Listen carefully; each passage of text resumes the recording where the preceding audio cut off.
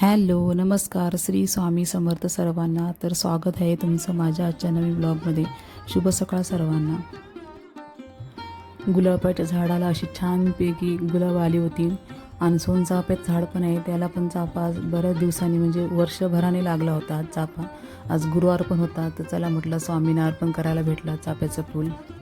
छान वास येतो त्या फुलाचा.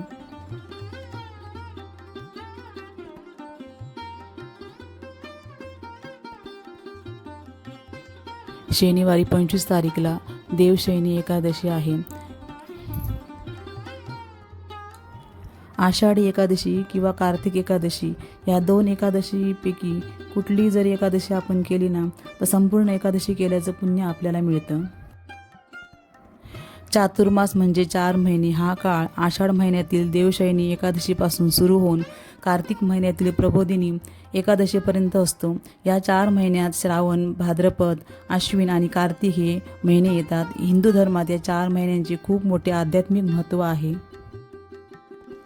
धार्मिक मान्यतेनुसार आषाढी एकादशीच्या दिवशी भगवान विष्णू 4 महिन्यांसाठी क्षीरसागरात योगनिद्रेत म्हणजे झोपेत जातात. या काळात सृष्टी चालवण्याची जबाबदारी भगवान शिव आणि त्यांच्या परिवारावर असते. कार्तिक एकादशीला भगवान विष्णू जागे होतात. चातुर्मासाला व्रत आणि उपासनेचा काळ मानला जातो. या काळात अनेक मोठे सण येतात, जसे की श्रावण महिना सोमवारची व्रते आणि पूजा, भाद्रपद महिन्यात गणेशोत्सव आणि हरतालिका, आश्विन महिन्यात नवरात्र उत्सव आणि दसरा, तसेच कार्तिक महिन्यात दिवाळी आणि तुलसी विवाह. या काळात उपवास करणे, दानधर्म करणे आणि देवपूजा करणे याला खूप महत्त्व आहे. नवीन कामाची सुरुवात जसे की लग्न, गृहप्रवेश किंवा मुंडन या 4 महिन्यात टाळले जातात. चातुर्मासाचा काळ हा प्रामुख्याने पावसाळ्याचा काळ असतो. पावसाळ्यात हवेमध्ये ओलसरपणा जास्त असतो, त्यामुळे पचनशक्ती मंदावते. त्यामुळे आरोग्याचे रक्षण करण्यासाठी आहारामध्ये बदल करणे गरजेचे असते. जसे की काही भाज्या, वांगी, कांदा, लसूण न खाणे आणि उपवास करण्याचे नियम या काळात बनवलेले आहेत. वर्षा ऋतूत सृष्टीचे सौंदर्य 16ही कलांनी फुलून उठते. मानवाला जीवन मिळते, शेतकऱ्याला मुबलक पीक मिळते आणि सर्वत्र आनंदाचे वातावरण असते. भगवंताच्या या कृपेने न्हावून निघालेला हा भक्त भगवंताचे गुणगान करताना थकत नाही. माझे वैभव तुझ्या कृपेचे फळ आहे, असे जेव्हा मनुष्य भगवंताला सांगतो, त्यावेळी प्रभू त्याला जणू उत्तर देतात की मला माहीत नाही, मी 4 महिने झोपी गेलो होतो.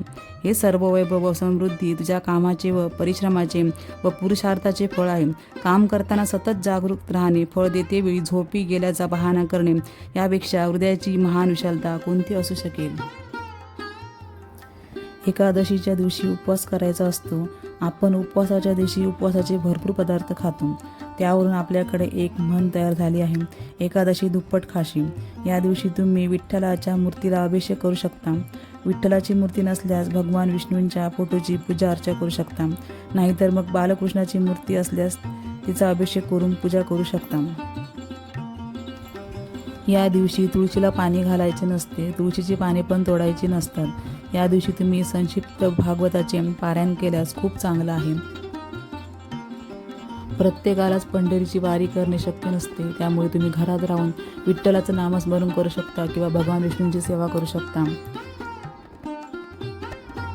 छानपैकी हळदीचं लेपन करून घेतलं, मग घरातील सगळी कामं आवरली, कचरा काढला, ओटा ते साफ करून घेतलं, पूजा वगैरे केली आणि मग मी स्वयंपाकाला लागले.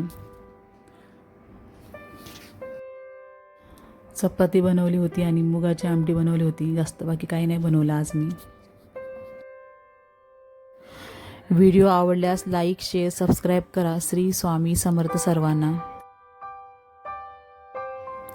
एकादशी दिवशी उपवास करावा व भगवान पांडुरंगाच्या दिव्य मंत्राचा 1 माळ जप करावा.